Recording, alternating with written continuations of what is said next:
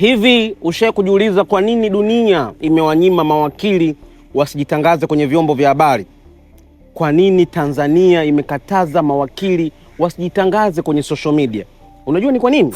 Ni kwa sababu ya The Advocate Act chini ya Tanganyika Law Society TLS sura ya 341 kifungu cha 47 kinakataza kwa ukali wakili kujitangaza au kujitafutia wateja kwa nguvu ya ushawishi au kujipigia debe kupitia online advertising au traditional media.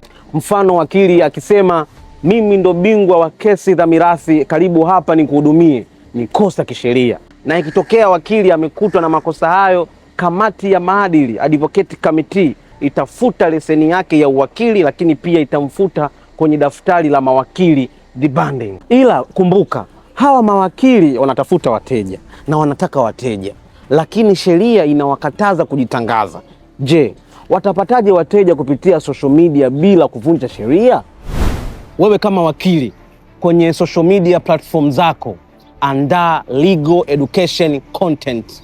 Kumbuka, sheria imekukataza kujitangaza ila haijakukataza kutoa elimu.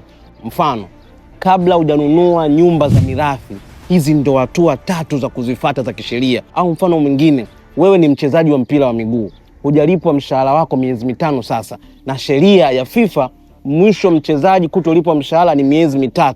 Je, ni hatua gani wewe kama mchezaji za kuzifuata za kisheria unafundisha pale wewe kama wakili? Pili, jiposition vizuri kwenye digital platforms. Kuanzia hii miaka ya 80 hadi miaka 1900 hadi huko miaka ya 2000 hivi karibuni, watu wengi walivyokuwa na shida za kisheria walikuwa wanawatafuta mawakili Google.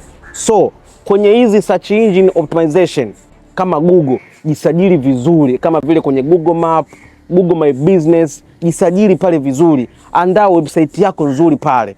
Jiandike labda Dickson Mpangala Advocate. Kwa hata kama mtu akitafuta corporate lawyer, corporate advocate, wakuone pale kiurahisi, na hiyo inaruhusiwa kisheria. Mwisho, we kama wakili toa maoni yako kuhusu hizi trending issues za mitandaoni. Mfano, hapa juzi kati kulitokea issue ya Nifa Cosmetics na Nifa Cosmetics. Haya ni majina mawili ambayo kwenye pronunciation yanafanana, ila kwenye maandishi hayafanani. Huyu Nifa yake ina double F, huyu Nifa yake ina PH.